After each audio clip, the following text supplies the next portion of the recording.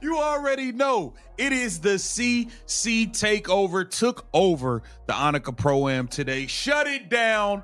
Operation Shut Down. We are talking about thousands of people lined up to watch her play golf. This looked like Gainbridge Fieldhouse. It looked like she was going against the New York Liberty out there, and she was about to hit 3 threes in 28 seconds or something like that.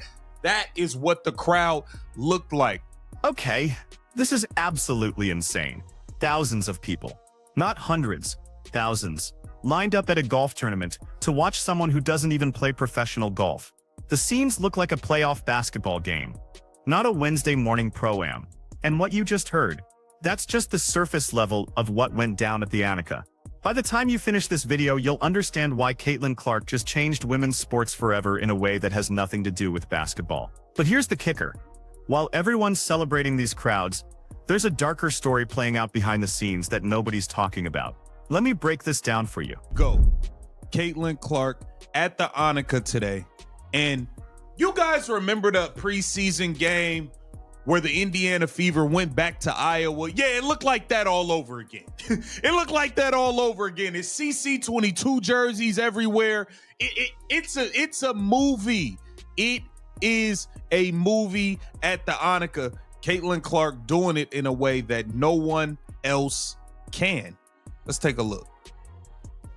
Look at all these people.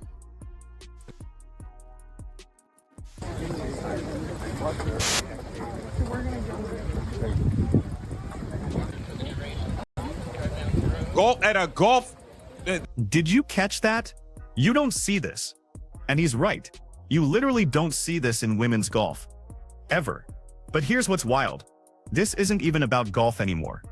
What we're witnessing is something sports analysts have been predicting for decades, but never actually thought would happen. The crossover effect. When one athlete becomes so transcendent that they elevate every single thing they touch. Tiger did it for golf. Jordan did it for basketball. But what Caitlyn Clark is doing, it's different. Because she's not just bringing basketball fans to golf. She's creating an entirely new category of sports fan that didn't exist 6 months ago. And get this, the people lining up at sunrise aren't just casual viewers. These are diehards wearing CC22 jerseys to a completely different sport. Think about how unprecedented that is. All the Fever jerseys. Look at the Fever jerseys. Come on, man. This legendary. I reiterate, man. We got to take a look at the swing, but look at all the people out there in the Caitlyn Clark Fever clothing, jerseys, CC22 jerseys everywhere at the Annika. Fever jerseys at a golf tournament. Let that sink in for a second. You know what's crazy? This is exactly what the WNBA should have been capitalizing on all season long. But instead, they fumbled the bag so hard it's actually embarrassing. While golf tournaments are breaking attendance records to have Caitlyn Clark show up for one day, the WNBA couldn't figure out how to market their own generational talent during an entire championship season. But here's where it gets interesting. And this is what most people are completely missing. The Annika organizers understood something fundamental about modern sports that the WNBA still doesn't get. It's not about the sport anymore. It's about the personality. It's about the connection. When you watch those crowds, did you notice something? The energy. The excitement. These people aren't there because they suddenly love golf. They're there because Caitlyn Clark makes them feel something that sports haven't made them feel in years. Authentic. Real. Worth waking up early for. This is why they were dying to have her back. Every single league is fully aware of the value that Caitlyn Clark brings to the table, except the damn WNBA, and it is a shame. It is a shame. It is a true shame. We got to take a look at her swing, man. I might have to work with you on your swing, CC. Nah, you actually better than me. I'm not gonna lie. She's better than me. She's better than me. Last piece of advice, aim right at. Every single week they were dying to have her back. Listen to that frustration in his voice. Because he's seeing what everyone in the golf world is seeing. Pure, unfiltered star power that translates across sports. Meanwhile, the WNBA spent the entire season treating their biggest draw like just another player. No special marketing. no strategic scheduling, no understanding of what they actually had. And this is where the psychology gets fascinating. The golf world recognized immediately what took the basketball establishment months to even acknowledge. Caitlyn Clark isn't just a talented athlete, she's a cultural phenomenon. When Annika Sorenstam herself is pushing to have someone at her signature event, that's not about golf skill, that's about understanding that this person brings something money can't buy. Legitimacy, attention, relevance, the kind of mainstream crossover appeal that turns a niche sport into must-watch television. At it, I'd have to say. She's used to that.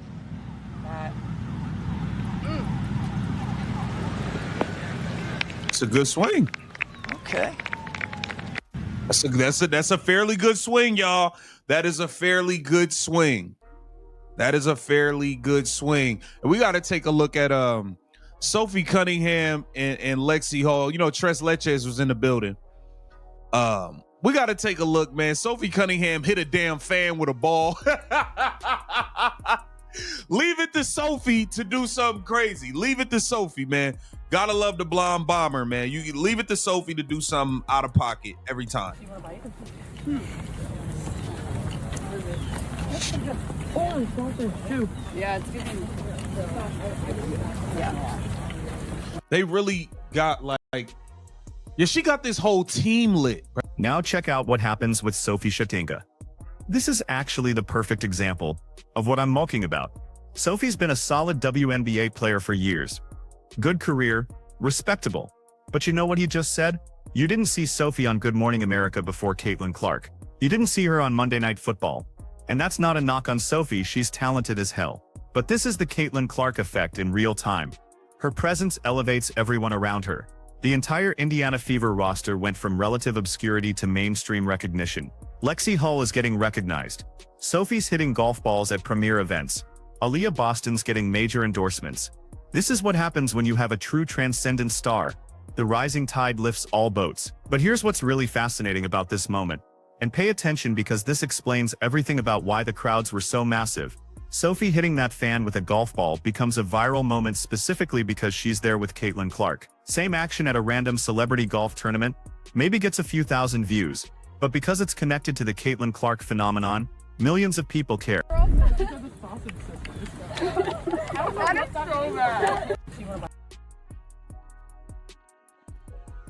Let's take a look at this. Dude, you put snacks in? Yeah. Maybe a beer. Yes, exactly. I need to go get my girl. There you go. What do you need? Oh, yeah, hit it hard.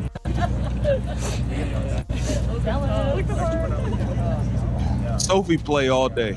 She just want to play around all day. Little left, little left. Oh, I know. Little left, I know. All right. Okay, but watch this interaction closely. See how comfortable they are? How natural this feels. That's not staged, that's genuine chemistry that translates through the screen. And this is exactly why Caitlyn Clark's appeal is so different from other athletes. She doesn't have that manufactured corporate feel that makes modern sports personalities seem robotic. When she's out there, it feels real. It feels accessible. You can imagine actually hanging out with her. And that authenticity is pure marketing gold in 2024, when audiences can smell fake from a mile away. The golf world gets this. They understand that having Caitlyn Clark at your event isn't just about her swing mechanics. Though we'll get to that in a second because her form is actually surprisingly solid. It's about capturing that lightning in a bottle feeling that makes people stop scrolling and actually pay attention. All right, let's take a look at Sophie's swing where she apparently took out a fan. You gotta be careful with Sophie, man. It's Sophie Cunningham. Sophie, you need a ball. Go get it. Sophie, you need a ball. I would back up, and I'm not kidding. I was surprised she actually hit this ball really, really hard. I was surprised she even, I thought she was gonna swing and miss. I killed this girl the last time I did this. It's getting real. Oh my god, this is so bad. Next up, Sophie Cunningham. Yeah, guys, come on! Let's go! Oh, is that bad? Shit! Come on, guys, I shouldn't say that. That's a good-looking practice swing right there. Let's go. No, oh no. You got it, girl. Happy Gilmore. And she actually hit that ball pretty hard. She hit a damn fan, man. Hey, leave it to Sophie, bro. Well, Caitlyn did it last year, too. So Sophie, you get a pass, man. Did you catch Sophie's reaction when she realized she hit someone? That moment of genuine concern followed by relief when the fan says it was worth it. That's the kind of organic content that you cannot script. And here's what's brilliant about how the Annika handled this entire event. They understood that the golf itself was almost secondary to the experience. They knew people were coming to be part of a moment. To say they were there when Caitlyn Clark played golf and shut down a professional tournament. The fan who got hit by Sophie's ball is probably telling that story to everyone he knows. That's the kind of engagement that turns casual viewers into lifelong fans. But let's dig deeper into what's really happening here. Because there's a business story underneath all of this that reveals why Caitlyn Clark's value is being completely misunderstood by the league that should benefit most from her success. She said, don't feel bad. It was worth it. Leave it to Sophie, man. Leave it to Sophie Cunningham to make something go left. That is hilarious, man. That's funny, man. Anywho, Caitlyn Clark, Sophie Cunningham, Lexi Hall, shutting down the Annika, record-breaking crowds, thousands of people lined up. This is great. Get down in the comments. Let me know what you think about this. This Keep the Vision. Make sure you like, comment. So here's where this gets really interesting. Let's talk about the economics of what just happened at the Annika.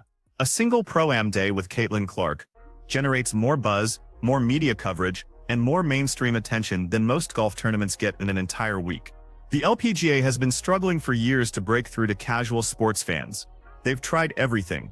Better players, more prize money, strategic partnerships. Nothing moved the needle.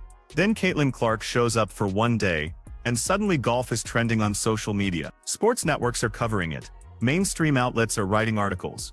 That's not just star power, that's cultural gravity. The ability to bend the entire sports media ecosystem toward whatever you're doing. And here's the part that should terrify WNBA executives. She's doing this in her off-season. This isn't even her primary sport. Imagine if the WNBA had actually understood how to maximize this kind of appeal during the actual season. But let's connect some dots that most people are missing. Remember earlier when we saw those crowds lined up at sunrise? Those aren't golf fans who suddenly decided to care about the WNBA. Those are Caitlyn Clark fans who will follow her anywhere. That's the difference between a star athlete and a cultural icon. Star athletes are great at their sport. Cultural icons transcend their sport entirely. They become bigger than the game itself. And this is where the psychology gets really fascinating. Because what Caitlyn Clark represents to her fans isn't just basketball excellence. She represents something deeper, authenticity in an age of carefully managed images, excellence without arrogance, competitiveness without cruelty. That combination is incredibly rare in modern sports. Most athletes are either humble and boring or confident and polarizing. Caitlyn Clark somehow threads the needle of being both supremely confident and genuinely likable. That's why people will wake up at dawn to watch her play golf. Now here's what really blows my mind about this entire situation. The WNBA had a generational talent, the kind that comes around maybe once every 20 years. And their marketing strategy was basically hope people notice. Meanwhile, golf tournaments are literally begging her to show up. Corporate sponsors are throwing money at her. Media outlets are creating content around her every move. And the league that actually employs her, they scheduled her games at times that minimized viewership. They didn't create special broadcast packages. They treated the Caitlyn Clark phenomenon like it was just another good rookie season instead of a once-in-a-generation opportunity to transform their entire sport. The contrast is staggering. The Annika organizers understood immediately that having Caitlyn Clark wasn't just about filling seats. It was about creating a moment that would resonate far beyond the event itself. They got it.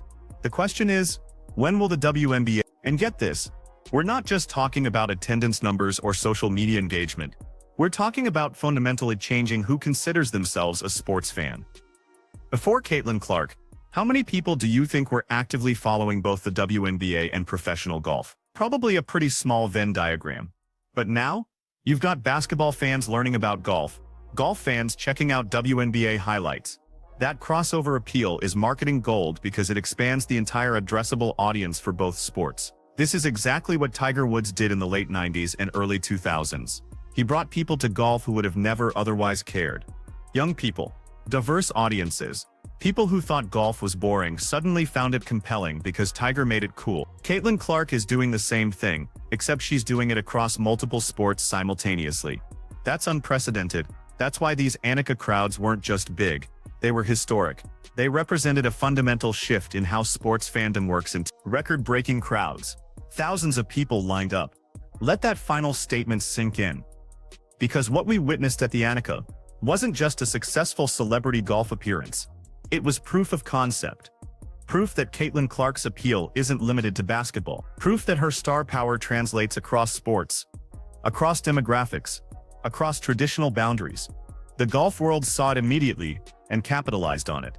They created an event that people will remember and talk about for years. They understood that sometimes the biggest wins aren't measured in birdies and pars, they're measured in cultural impact and mainstream relevance. The real question isn't whether Caitlyn Clark can draw crowds to a golf tournament. We just watched that happen in real time. The real question is whether the institutions that should benefit most from her stardom will finally figure out how to maximize what they have before the opportunity passes them by. So what happens next? That's what everyone should be asking. Because we're at a crossroads moment for women's sports. The Caitlyn Clark effect has proven that audiences exist. The demand is real. The commercial viability is undeniable, but will the systems and structures adapt quickly enough to capitalize on this moment? Or will we look back in 5 years and realize we witnessed a generational opportunity that was completely fumbled? The golf world gets it. Corporate sponsors get it. Media outlets get it. The question is, does the WNBA finally get it? Drop your thoughts below because this conversation is just getting started.